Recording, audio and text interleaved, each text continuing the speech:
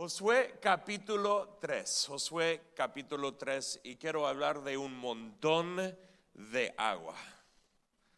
El montón de agua. Dilo conmigo, el montón de agua. Qué domingo tan perfecto para hablar de agua, ¿no? Cuando hay bautismos, cuando tuvimos lluvia recientemente. Me di cuenta que hasta en el campo ahí atrás está comenzando a tener un montón de verde ahí atrás, donde estacionamos carros, ¿no? La lluvia ayuda. Y bueno, hoy vamos a hablar de un montón de agua. Josué capítulo 3 es donde estamos. Josué capítulo 3. Y es una historia en todo un capítulo. Yo voy a leer todo el capítulo de una vez. Normalmente cuando es así de largo, yo voy poco por poco, pero es que hay unos conceptos aquí en este capítulo que creo que son tan importantes para nosotros y vamos a ver lo que Dios quiere hacer. Pero antes de leer, mírale a alguien y diles: alístate para un montón de agua. Sería chistoso si comienza a llover ahorita.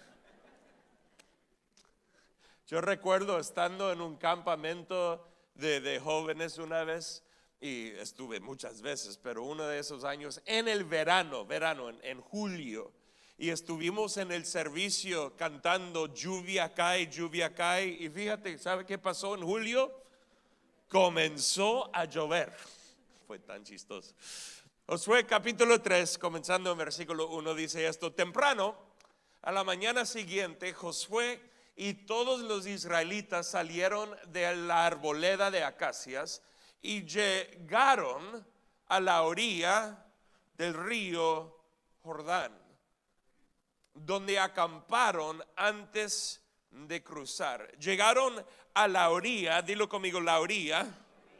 Entonces, la orilla del río Jordán. Ahora, porque ellos están por cruzar, ¿no? Van a cruzar el río Jordán y entrar en la tierra prometida.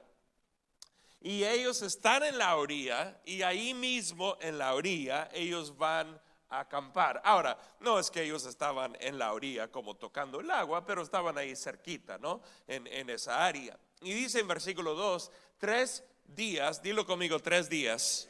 Esto es importante, 3 días después.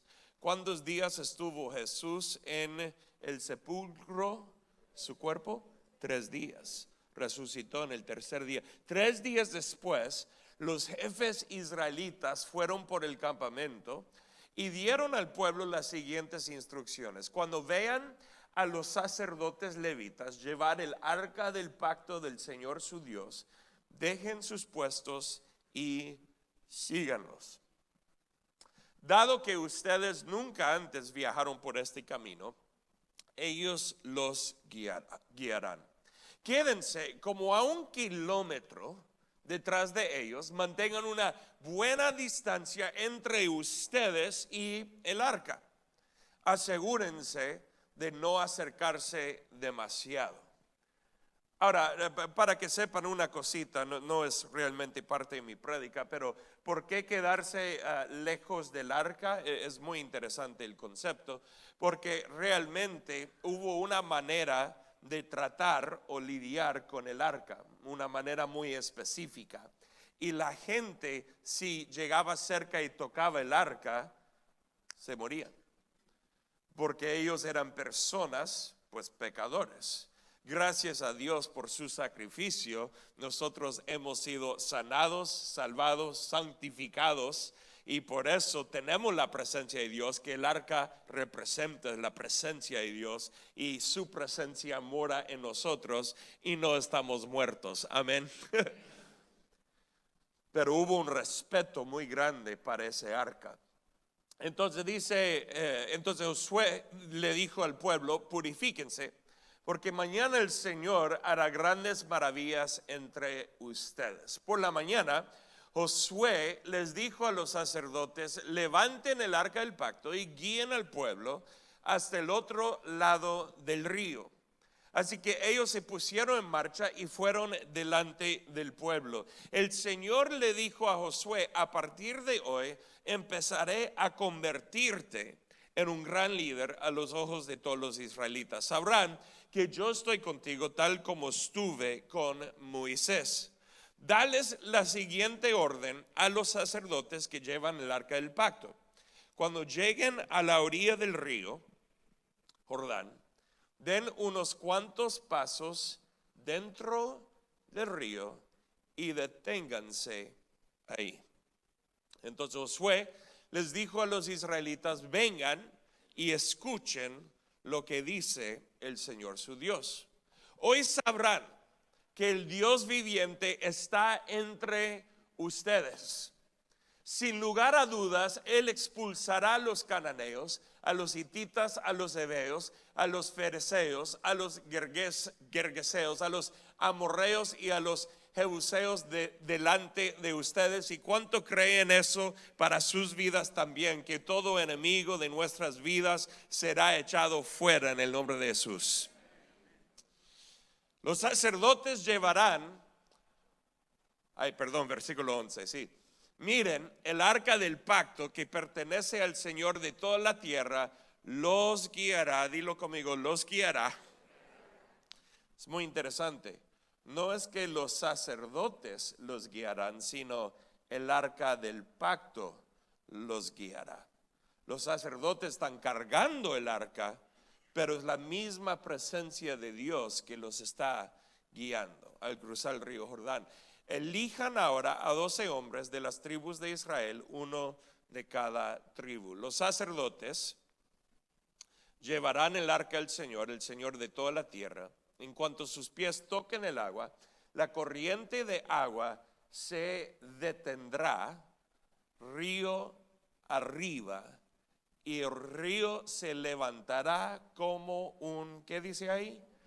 Muro, un montón de agua. Literalmente en el hebreo el concepto donde vamos a llegar, creo en versículo 16, en un minuto, habla de un montón de agua. Versículo 14: entonces los israelitas salieron del campamento para cruzar el Jordán, y los sacerdotes que llevaban el arca del pacto iban delante de ellos. Era la temporada de la cosecha y el Jordán, ¿qué dice ahí del río Jordán?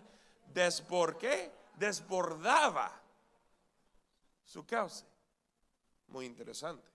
Pero en cuanto los pies de los sacerdotes que llevaban el arca tocaron el agua a la orilla del río, el agua que venía de río arriba dejó de fluir y comenzó a, ¿qué dice ahí? Amontonarse a una gran distancia de ahí, a la altura de una ciudad llamada, ¿cómo se llama la ciudad? Muy interesante, que está cerca de Zaretán. Y el agua que estaba río abajo desembocó en el ¿dónde? El mar Muerto, hasta que el lecho del río quedó seco. Después todo el pueblo cruzó cerca de la ciudad de Jericó. Mientras tanto, los sacerdotes que llevaban el arca del pacto del Señor se quedaron parados en tierra seca en medio del lecho, mientras el pueblo pasaba frente a ellos. Podemos decir amén a la palabra de Dios. Es que esta historia realmente es algo interesante. Ahora, leemos todo esto en capítulo 3 y decimos, ok, es una historia sencilla, sí, poderosa, claro. Ellos entran al río con el arca, las aguas se separan, se amontonan en un lugar, y con eso el pueblo de Israel, igual como el mar Rojo, podían cruzar, antes corriendo de Egipto, pero esta vez entrando en la promesa. Esto es muy interesante, porque antes la separación del mar era para la salvación de sus vidas. ¿Alguien está conmigo ahorita? Cuando cruzaron el Mar Rojo era para ser salvos. Pero cuando están cruzando el río Jordán no es para su salvación, es para su bendición. Este concepto es muy importante. Y es un concepto muy importante para tu vida, porque la verdad es que hay muchos creyentes que no viven esto. Y esto, para que sepan, no es ningún juicio. Lo que quiero darles hoy es una esperanza para lo que Dios quiere hacer contigo. ¿Alguien está listo? Es que lo que Dios hace tiene como dos lados de una moneda. Y hay dos conceptos bíblicos que son muy importantes acerca de lo que Dios hace. Uno de esos conceptos se llama misericordia. Dilo conmigo, misericordia. Y el segundo concepto se llama gracia. Dilo conmigo, gracia. Y esos dos conceptos son dos conceptos diferentes, pero siempre van juntos. Esto es muy importante. El concepto de la misericordia es que alguien que debe recibir un castigo es librado del castigo que merece. En el contexto de la salvación entendemos esto, que Jesús tomó nuestro castigo y Él murió en nuestro lugar en la cruz, y por eso nosotros somos salvos cuando dicen amén. Esa es la misericordia de Dios. Aunque debemos morir, aunque debemos sufrir por nuestros pecados, Él nos rescató por su misericordia. Esa es la misericordia. Pero ¿qué es la gracia? La gracia es recibir algo bueno que nosotros no merecemos. Es diferente que la misericordia. La misericordia es no recibir un castigo que sí merecemos, y la gracia es recibir algo bueno que no merecemos. Y al ser salvos, esa es la misericordia, también recibimos la gracia, que son todas las bendiciones que vienen con ser hijo de Dios. En otras palabras, Dios no solamente nos salva del infierno, nos da la gracia del cielo. Y los dos siempre van juntos, pero hay que entender los dos beneficios. Porque mis hijos en la casa, y los que son padres entienden esto, necesitan también los dos de nosotros. Necesitan una casa con misericordia. Yo recuerdo una vez diciendo a uno de mis hijos, y tenía sus, no sé, 7 años de edad, 8 años, hace muchos años atrás, y él merecía un castigo. Así que le dije, mira, es que tú hiciste mal y tú mereces este castigo, pero te voy a enseñar un concepto llamado misericordia. Y no te voy a castigar por lo que tú hiciste. Ahora, a los 7 años no estoy convencido que entendió el concepto, pero estaba feliz que no recibió el castigo. Pero ¿sabe qué? Ese sería misericordia en mi casa. Pero ¿sabe qué? También quiero darles hijos a mis hijos para sus cumpleaños y para la Navidad. Y eso sería llamado ¿qué? Gracia. Gracia. Y una casa saludable va a tener una combinación de misericordia y gracia. Y la vida de Jesús también es una vida de misericordia y gracia. Dile a alguien, Dios tiene misericordia y gracia para ti. Ahora, ¿entienden lo que estoy diciendo? ¿Bien? Entonces, cuando el pueblo de Israel sale de Egipto y cruzan el Mar Rojo, esa es la obra de salvación, que es como la misericordia, donde ellos son rescatados. Pero están 40 años en el desierto, el cual no tuvo que pasar. Pero te digo, y lo he dicho antes, que desafortunadamente muchos creyentes también viven en desiertos en sus vidas, cuando Dios dice, no, entra en mi gracia. No, es que yo tengo otro plan. y tú andas salvo, has experimentado la misericordia de Dios, pero no has pasado el segundo río. Pasaste el primer río, que es el río de misericordia, pero no pasaste el segundo río, que es el río Jordán, que es la gracia de Dios y entrar en las promesas de Dios. Y no sé en cuanto a ustedes, pero en cuanto a mí, yo quiero entrar en su gracia. Yo quiero cruzar el río Jordán para entrar en la bendición de Dios. Y Dios tiene muchas bendiciones. Ahora, esto es lo que ellos están haciendo. Entonces ellos van cruzando el río Jordán, pero lo que es impresionante en esta historia, y les quiero decir esto, es que ellos tuvieron que esperar. ¿Alguien recuerda cuántos días?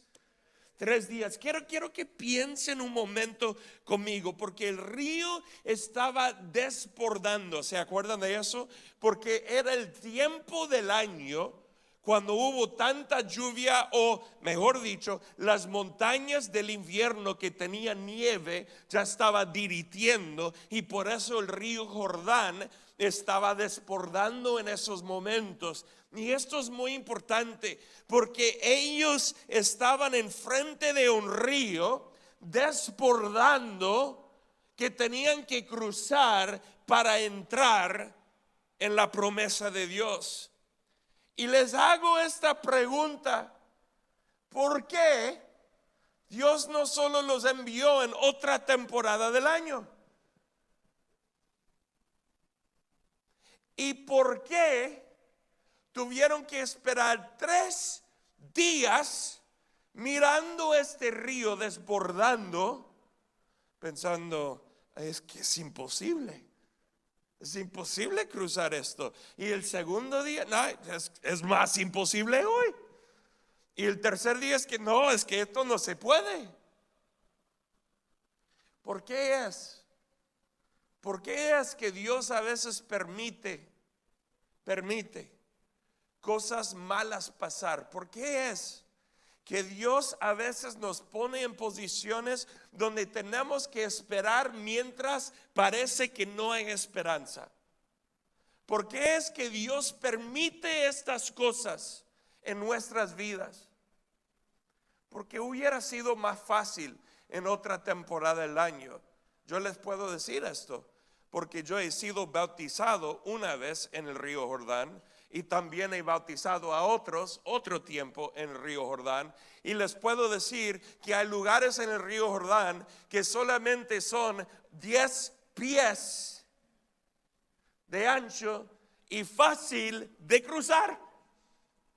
Yo recuerdo que cuando vivíamos en el norte de California, cuando mis padres pastoreaban una iglesia allá, vivíamos a la par de un arroyo, y era un arroyo, ¿sí? Y en algunos lugares llegó hasta 10 pies de ancho, pero en otros lugares literalmente 3 pies. No era nada, y podías brincar al otro lado.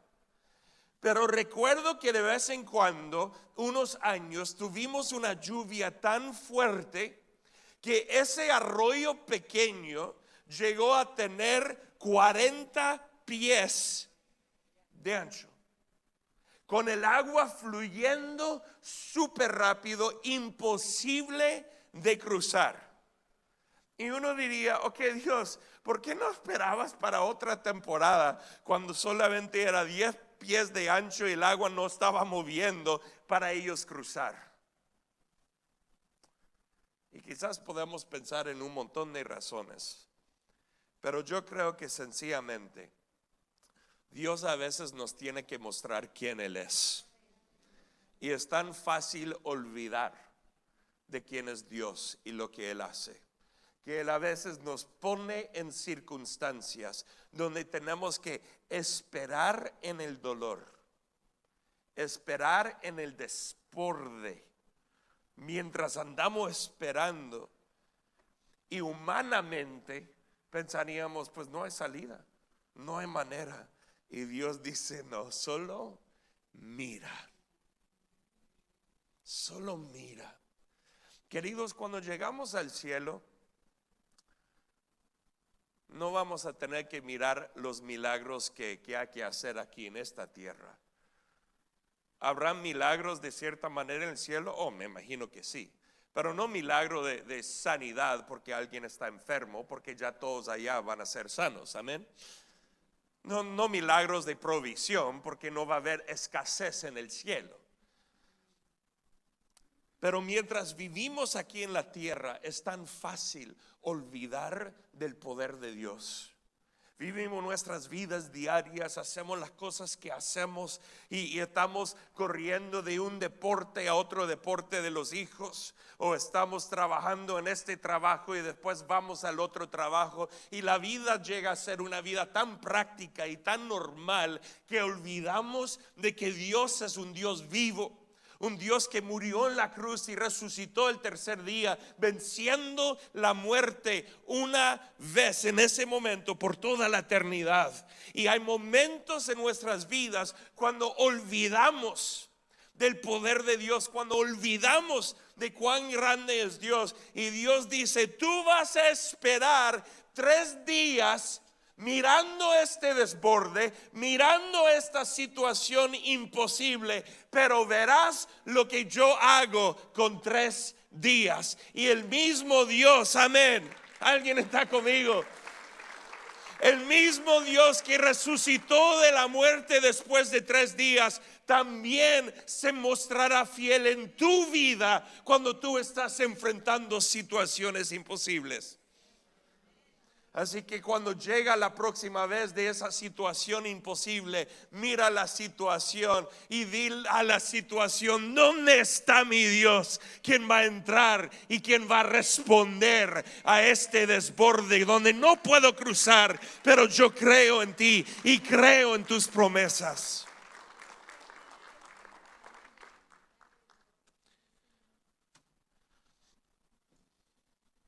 Por eso creo que a veces tenemos que esperar. Dios, ¿por qué no lo haces rápido? Porque Él quiere formar esperanza en nuestros corazones para creer. Ellos me van a guiar a mi promesa. No, querido, el Espíritu Santo te va a guiar a la promesa que Dios tiene para ti. Porque la promesa de Dios no fue dada por ningún ser humano. Y aun si Dios dio una promesa a través de un ser humano con sus palabras, fue Dios el dador de la promesa, no la persona. Entonces Él es el dador y Él es quien cumple la promesa. Él comienza la obra y Él termina y completa la obra en nuestras vidas. Así que, queridos, igual como Israel, si quieres cruzar el río para entrar en la gracia que Dios tiene para ti, sigue al Espíritu Santo. Sigue la voz del Espíritu. Porque solamente así entrarás en todo lo que Dios tiene para ti. Ahora, este pasaje, como dije, es un pasaje muy interesante, porque dice esto, y vamos a ir a versículo 14. Y dice ahí: entonces los israelitas salieron del campamento para cruzar el Jordán, y los sacerdotes que llevaban el arca del pacto iban delante de ellos. Era la temporada de la cosecha y el Jordán otra vez desbordaba su cauce. Pero en cuanto los pies de los sacerdotes que llevaban el arca tocaran el agua a la orilla del río, el agua que venía de río arriba dejó de fluir y comenzó a amontonarse a una gran distancia de ahí, a la altura de una ciudad llamada Adán, que está cerca de Zaretán. Y el agua que estaba río abajo desembocó en el Mar Muerto, hasta que el lecho del río quedó seco. Ahora, esto es muy interesante. Entonces hay tres lugares importantes aquí. Un lugar se llama Adán, dilo conmigo, Adán. El otro lugar se llama Zaretán, dilo conmigo, Zaretán. Y el tercer lugar se llama el Mar Muerto, dilo conmigo, Mar Muerto. Tres lugares importantes en esta historia. Y yo estuve leyendo un montón acerca de estos lugares para ver lo que teólogos y personas que han estudiado esto, que lo que ellos han dicho. Y es muy interesante porque en algunos momentos el río Jordán sí se paraba.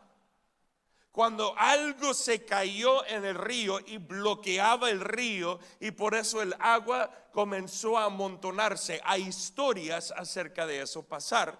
Y hay algunos que creen que nada más eso es lo que pasó ahí donde la ciudad de Adán o el pueblo de Adán, que algo entró o se cayó en el río Jordán, causándolo amontonarse. Pero queridos, ellos tienen que ignorar el hecho de que el río ya estaba desbordando. Y si algo se cae en un río así, te puedo decir automáticamente que esa cosa que entra en el río se va.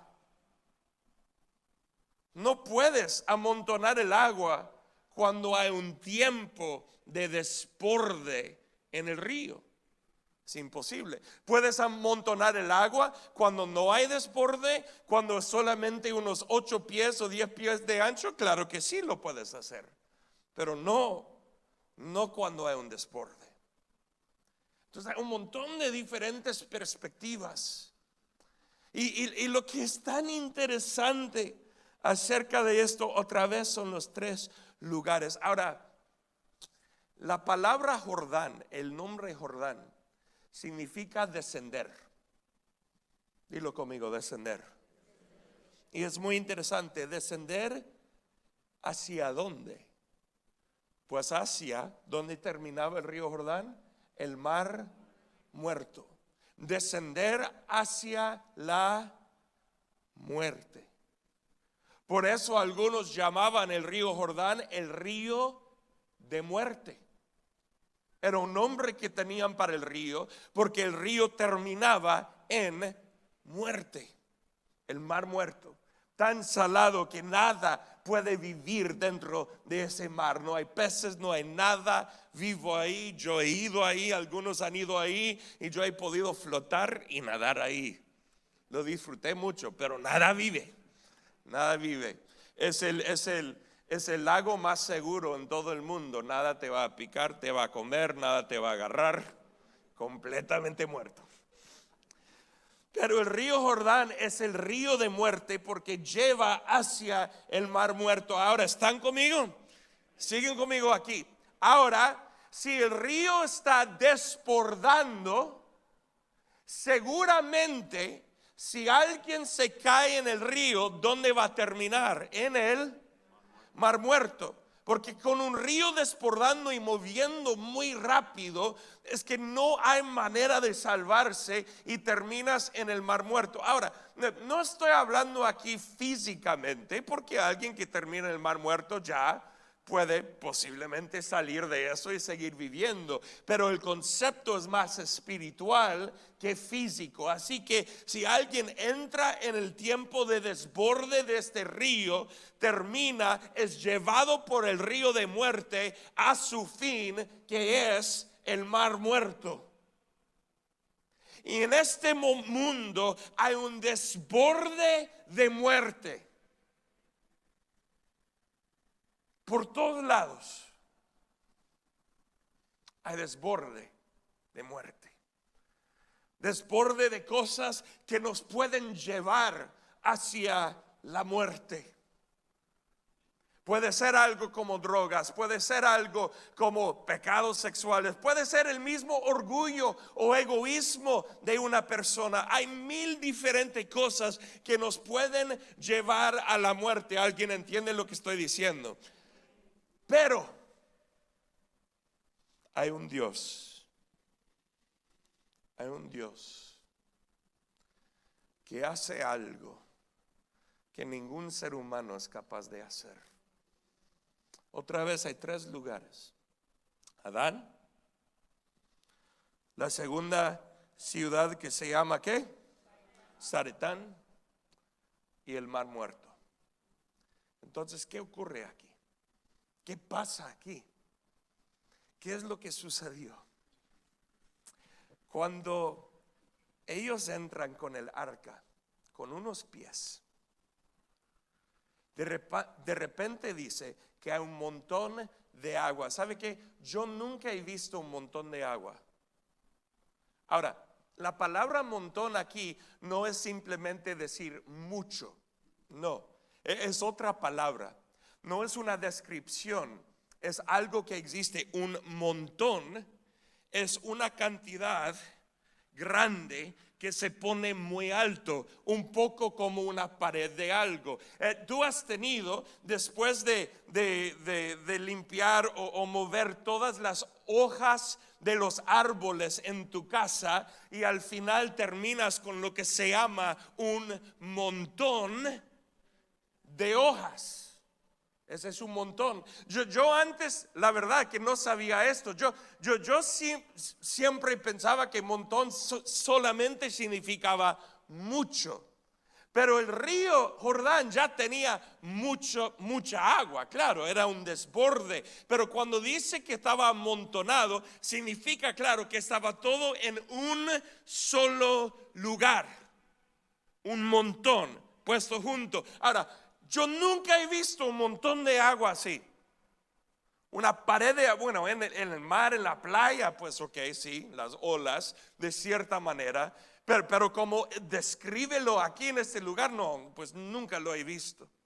Y lo que sucede es que hay literalmente millones de personas del pueblo de Israel. Por eso me imagino que tenía que amontonarlo a una distancia muy lejos, 16, 17 millas más o menos era la distancia de la ciudad o el pueblo de Adán. Dilo conmigo otra vez, Adán.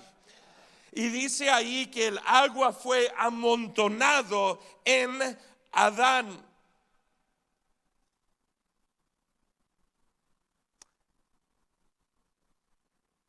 En Génesis habla de Adán.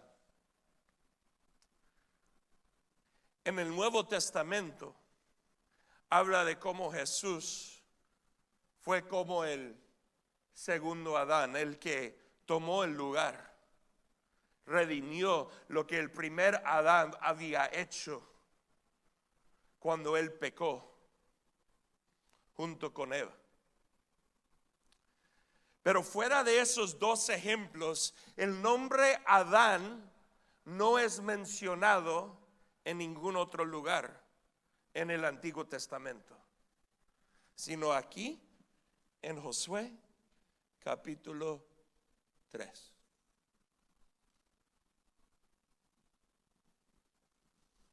Porque cuando ellos cruzan el río, cuando tocan el agua con el Espíritu Santo, Dios muestra que lo que es el pecado, la culpabilidad, todo lo que Adán hizo, ahí es donde Dios amontona el agua. Y dice, es muy interesante, porque hay diferentes perspectivas acerca de esto, pero algunos creen que Adán estaba a un lado del río Jordán y Zaretán estaba a otro lado del río Jordán, con una distancia de quizás unos 5 o 10 millas, algo por ahí. Entonces estaban cerca las ciudades o los pueblos, pero no a la par, no como ir de North Hills a Panorama City, no así, una distancia más como entre North Hills y Burbank, para pensarlo. Y dice que ahí en ese lugar es donde el agua comenzó a amontonarse, y esa agua, esa pared de agua, ese montón de agua pudo llegar hasta el punto, algunos creen, de tocar el pueblo llamado Adán y también el otro llamado Zaretán, que era tan grande esta pared de agua, y uno lo puede creer. ¿Por qué? Porque ya la cantidad de agua era mucho, hubo un desborde en el río Jordán. Y el mismo desborde que llevaba y terminaba en ¿qué? ¿Alguien recuerda la palabra? En muerte. Era usado de parte de Dios. Dios usó el río de muerte para tocar el lugar llamado Zaretán y el otro lugar llamado Adán. Dios usó la muerte para destruir la obra de Adán y la obra de Zaretán. ¿Me están siguiendo aquí? Sigue conmigo.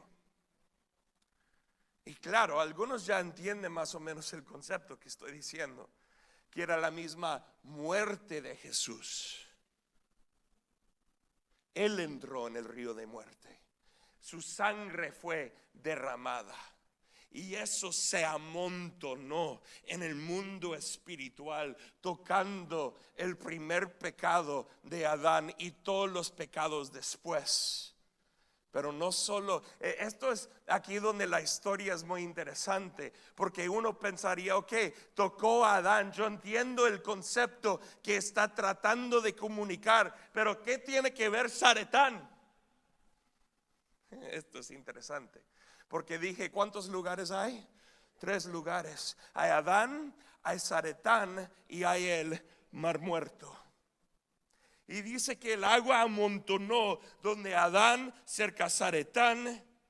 Y también que el agua finalmente paró de fluir. ¿A dónde? Al Mar Muerto. Porque sabemos que el pecado de Adán lleva a la muerte. Entonces Dios paró el fluir y lidió con el problema de Adán para terminar el fluir hacia ¿dónde? La muerte. Y por eso cuando Israel cruza el río Jordán, ellos están cruzando con la vida de Dios. Ya no yendo a la muerte, ya no tocados por el pecado, porque están creyendo en el Dios que ha ganado la victoria sobre todas esas cosas.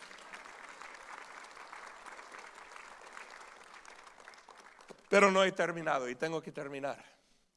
Zaretán significa angustia. Angustia. Y lo que les quiero decir hoy es que nuestro Dios ha ganado la victoria contra el pecado, sí, contra la muerte, sí, pero también contra toda angustia en tu vida. Y Dios te está invitando, porque hay una perspectiva acerca de esto que algunos teólogos tienen, que es que esta historia significa no solamente el concepto de misericordia y gracia que comuniqué al comienzo, sino significa la entrada en la eternidad con Dios, cuando nos morimos y vamos con el Señor. Y algunos creen eso, que Dios está mostrando, ahora entras en tu bendición final, porque Dios ha lidiado con el pecado, ha lidiado con la muerte, pero también ha lidiado con la angustia. Pero Dios lidia con esas cosas antes de tu cruzar. ¿Oíste eso? Antes de tu cruzar. O en otras palabras, mientras estoy aquí en esta tierra y veo las dificultades, los dolores, experimento todas las cosas malas de esta vida, yo puedo pararme a la orilla de esas cosas sin pecado, sin muerte y sin, ¿qué? Angustia.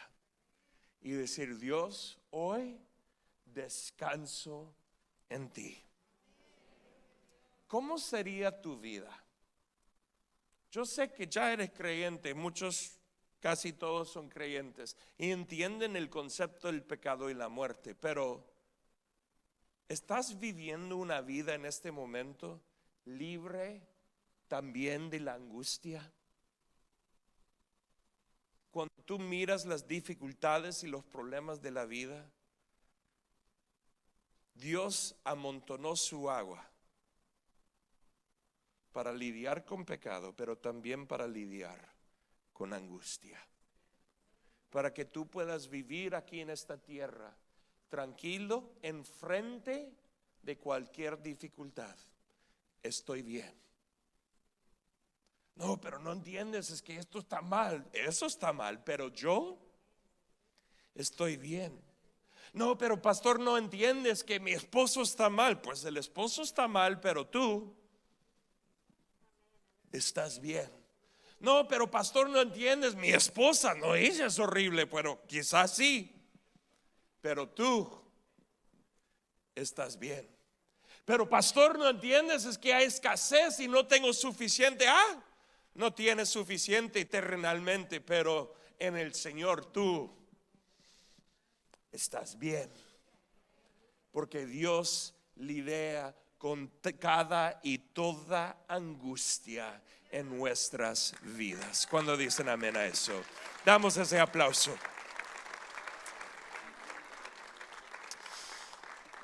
Y con este, Señor, oramos. Y Señor, decimos gracias a ti por librarnos, por sanarnos, por cambiarnos.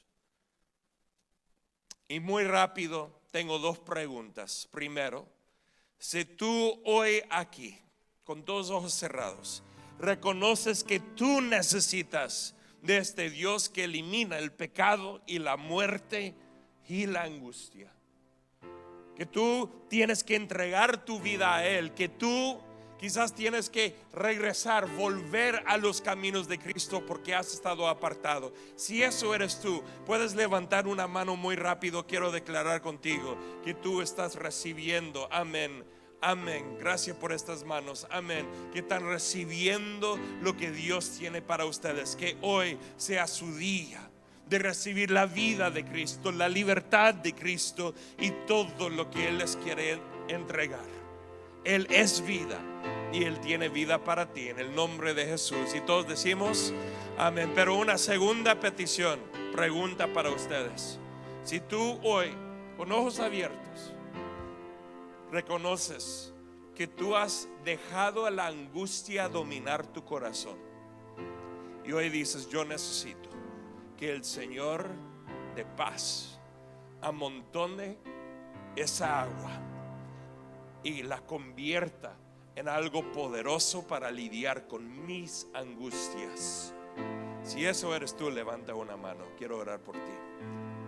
Señor, tú nos has llamado a vivir libre de la angustia. Oh Señor, hay miles de cosas en esta vida que pueden causar la angustia, pero hay una sola respuesta y eso eres tú. Así que en este momento recibimos tu paz. Recibimos tu paz. Ahí dile al Señor: recibo tu paz. Recibimos tu libertad de toda angustia. Queremos caminar en confianza y en esperanza, porque tú estás con nosotros en el nombre de Jesús.